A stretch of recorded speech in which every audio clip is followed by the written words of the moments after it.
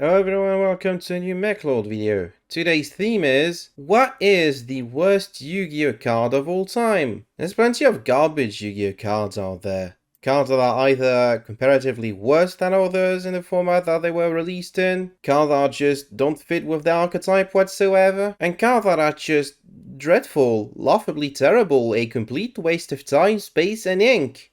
Why does this exist? But what's the one card that's decisively worse than all of them? What is the absolute single worst card ever created in the entire history of Yu-Gi-Oh! And what makes it truly the worst above all else? Fortunately, I am happy to report that after minutes, an hour of searching at most, I finally found the absolute worst Yu-Gi-Oh! Card of all time. One that is so terrible that its awfulness shines in a way no other card could ever hope to rival. But before we get started, I'd like to invite you to like the video in advance and comment what you think the worst card of all time is. Maybe we'll be thinking of the same cards. And if you haven't already, make sure to subscribe to the channel so you don't miss out future videos talking about better cards, probably. My research began, as all research does in the modern age, with a Google search, which led me to several interesting results. I mean, it makes sense. Yu-Gi-Oh! Has a lot of normal monsters, 764 at time of writing this script, that have pretty unimpressive stat lines even for the era they were printed in. Stuff like Flame Viper or Air Heater, cards that are just uniquely awful, never saw play into anything, and are just easy pickings. These cards are just bad, right? But if the history of Yu-Gi-Oh! Is anything to go by, sometimes being a normal monster with the right combination of type and attribute is enough to warrant a slot in top competitive decks. Case in point, Jax Knight, one of the laughably bad cards from the poker trio of cards, is just an awful card. But being a level 5 light monster, make it a perfect target for extra deck monarchs. Because it was a light monster, you could use it as one of the fusion materials for Brilliant Fusion, then get it back to your hand with the Lazuli that was the other fusion material, tribute the Jax Knight with Seraphonite's effect, while you have Return of the Monarchs face up on your field, and then you can get Ether the Heavenly Monarch and immediately normal summon it. Congratulations, you can get started with your Monarch combos now, all thanks to a really bad normal monster. And that was played all the way into 2016-2017. Even before that, Metal Almort Berg, an otherwise unremarkable double tribute monster, ended up seeing play in the Demise OTK deck that could use it as ritual material alongside advanced ritual art. There are plenty of examples of terrible normal monsters that still saw play in Yu-Gi-Oh! In no small part thanks to the fact that they were normal monsters. If Primite taught us anything, is that sometimes being a normal monster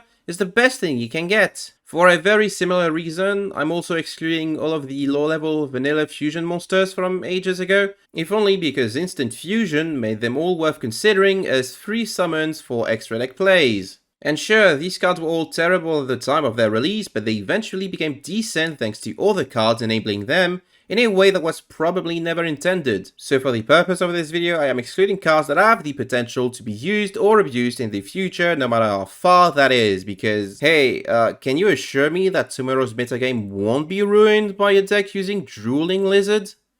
Thought so. I've also considered the very niche group of cards that were designed to counter other, much more powerful cards, namely Anti-Raigeki, Whitehawk, Wing, Call of the Grave, and so on. It's very easy to point out that these cards are bad, because all they do is stop one very specific card from resolving. But in fairness, they do stop that one very specific card from resolving. I can picture a game between like Children at Recess, where Children A activates Monster Reborn to try and revive Children B's Metal Almort Berg, but Children B was prepared for this eventuality and flips their Call of the Grave, making Children A cry in anguish in response. Yeah, these cards are bad, they're just awful, but they do what they say they do. Speaking of cards that do exactly what they say, there's a couple of cards like the Gift of Greed, Unfortunate Report, and Pot of Generosity that seem to only exist to inconvenience you. The previous card, which at least had the merit of dealing with exactly one named card, these ones don't seem to do anything to help you out. Why do they even exist? Looking at these cards make me think of Ristic Studies, a Magic the Gathering channel who in specific made one video on One With Nothing, which is this card by the way. It's just a card that looks like absolutely terrible, but it's terrible in a way that is endearing to the people that try to break the card and make something out of it. Some cards are just so bad, so counterintuitive to what you'd actually want in a game of Yu-Gi-Oh! That you can't help but want to break them. So how do we make Pot of Generosity playable? We just play a deck with a couple of garnets. Alternatively, you can just give it to your opponent with Magical Contractor, and then they have to minus themselves. What about Gift of Greed? This one's super easy. You play Trickstars. What about an Unfortunate Report? Okay, so I initially wrote out a very far-fetched combo using Battle Mania to force your opponent into the battle phase, while you had an empty board, into Rainbow Life to gain a ton of life points, which would eventually make you win in time. But it took me so long to actually make this video that Konami just revealed a new Maiden in Loth card, which synergizes perfectly with an Unfortunate Report. Even though you take a bunch of damage, first battle phase, you put a Maiden counter, second battle phase, you steal a monster with a Maiden counter. Alright, back to reality now. None of these scenarios are ever going to happen in a regular duel, but these types of cards aren't meant to be played in regular duels. They're made to be played in performances, designed to get your favorite Master Duel streamer to do a shocked face when watching low-ranked replays.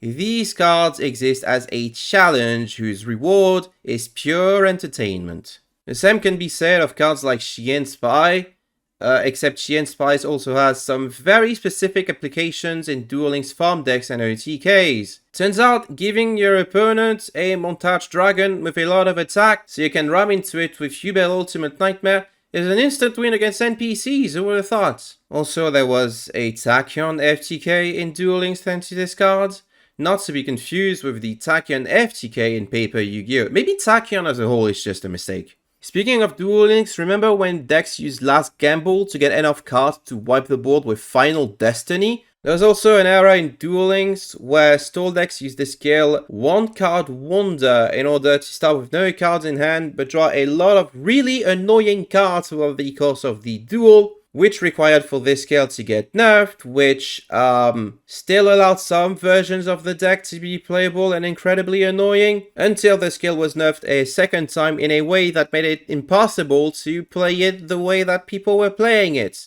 But the linchpin that was holding this deck together was Localized Tornado, a card which recycled your graveyards into your deck so you would not be decking out, and you would get back all of the annoying cards you were using to stall your opponent with. So the trick is not just to look for cards with baffling effects, because there's always going to be a scenario in which these baffling effects can come in handy. Instead, we should be looking for cards with more tame effects but just as awful. For instance, cards like Dark Artist, whose ridiculous effects is only made worse by how irrelevant it is. In the same vein, we also have cards like Zone Heater or Swordsman from a Distant Land. It's impressive, really. These effects were designed to pretty much not exist at all, even for the time they were released. They're practically vanillas, except they don't even get normal monster support. You could try to pull their effects off, but the reward for doing so is just a fart in the wind. It's like, truly, what's the actual point of these cards? And yet, for how terrible these cards are, they still have some merit to them. They can all be summoned easily. Dark Artist is a level 3 fiend, meaning that if you decide to include this card as a joke in your deck, you can use it with Tour Guide to go into actually good cards. Zone Eater to me looks like the perfect monster to summon off of Flying Red Carp if you're so inclined, and Swordsman can be summoned off of Little Trooper. Yeah, that works. I can think of no funnier joke than activating Jack in the Hand and revealing Zone Heater, Swordsman from a Different Land, and my personal favorite, Steel Scorpion, which is basically objectively better than the previous two and still absolute garbage. Your opponent will have to pick one to add to their hand, and it better be Steel Scorpion. For all intents and purposes, these monsters are terrible, but they can be summoned easily. The same cannot be said for our next contender, Lavamoth. For the uninitiated, Lavamoth can only be summoned by attributing a petite morph which has been equipped with Cocoon of Evolution for a whole 2 turns. What you get for it is a monster that is barely bigger than Petite Morph, much less resilient than the Cocoon of Evolution you equipped it with, and significantly less powerful than every other Morph evolution. It is a laughably bad card that exists only as a punchline, which is exactly what it is. That's too easy of an answer either. It's a joke card, it always has been, it always will be, but it is getting us closer to our real answer. We ought not to look at normal monsters, but monsters whose effects are irrelevant at best. We should strive to search for cards that can't be easily summoned, no matter how dire the situation. Which brings us to Red Eyes Black Metal Dragon and Metal Zoa. Both of these can only be summoned by attributing a mediocre level 7 vanilla equipped with Metamorph. Couple of things worth noting here. First and foremost, Metamorph is a banger card, especially for the time it was released in, so wasting it on a Red Eyes Black Dragon just to attribute it for a monster that is arguably weaker than it since you lose the Metamorph is a terrible decision you should never make. Second, you can only summon those metal mishaps from the deck, meaning that if you draw them, you're basically shit out of luck. How come we never call our Garnets Metal Zoas instead? And third, for some reason, whereas Black Metal Dragon has 2 distinct artworks, which is just confusing. Why was this guy iconic enough to get 2 artworks? What happened there? For what it's worth, a lot of the older Yu-Gi-Oh games treat both of these monsters as vanillas, which make them slightly more playable, especially given the games we're talking about. And in regular Yu-Gi-Oh, they were recently salvaged by being reworked into a new archetype proper, and they actually look pretty cool too. Surely there has to be a worse monster, one that doesn't even have the benefit of being designed in the first season of Duel Monsters as an excuse, right? Well, there is. Meet Elemental Hero Neo Bubbleman. Neo Bubbleman is a monster with the exact same stats as the regular Bubbleman, a decent card that saw play as an extender in hero variants, which apparently was enough for it to get limited in the OCG, holy shit. Whom you must send from your field to the graveyard alongside a Metamorphosis from your hand in order to get summoned. So yes, you need no less than 3 cards in your hand, including itself, to summon it in the first place.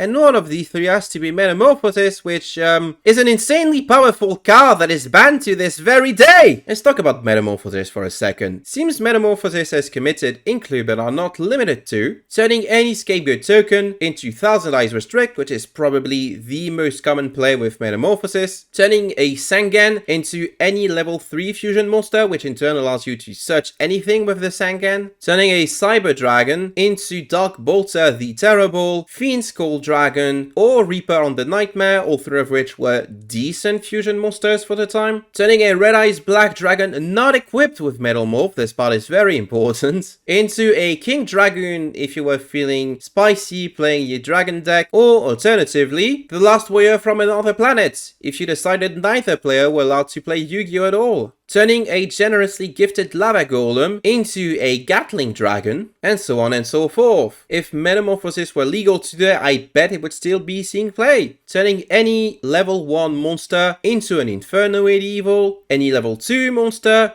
into a Eugene the Ironic Wings, any level 4 monster into Invoke Kaliga, any level 6 monster into either an Omni Negate or an Ojama King for comedy purposes, and the list goes on. It's a really good thing that this card was never legal at the same time as Alert Entity Norden. What I'm trying to say is Metamorphosis is one of the most broken Yu-Gi-Oh cards of all time, and Neo Bubbleman is asking you to get rid of it.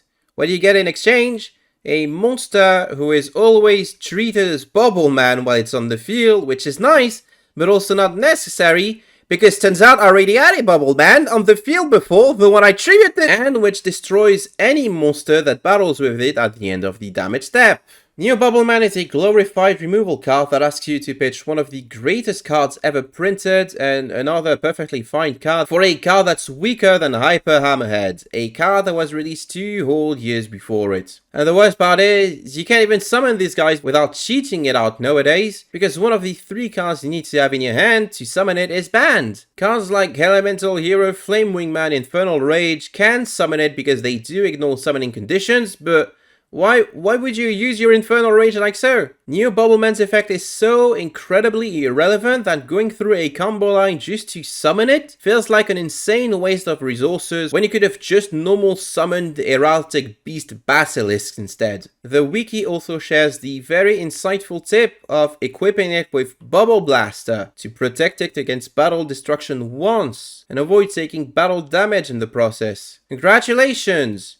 You now have a much worse Ball Blader, and all it took was 4 cards to replicate a scene that happened in the anime not once, not twice, but 3 times! How did Jaden get away with this? And that is what makes Neo Bubbleman truly astoundingly bad. It's not only that it's a monster with a very specific summoning condition, it's not only that it requires you to use a card so powerful it got banned as discard fodder, it's not only that all it gives you in return is a mediocre effect that's not even flashy or absurd enough to be worth caring about, it's all of the above and more. And this is why I believe that Elemental Hero Neo Bubbleman is the absolute worst Yu-Gi-Oh card of all time.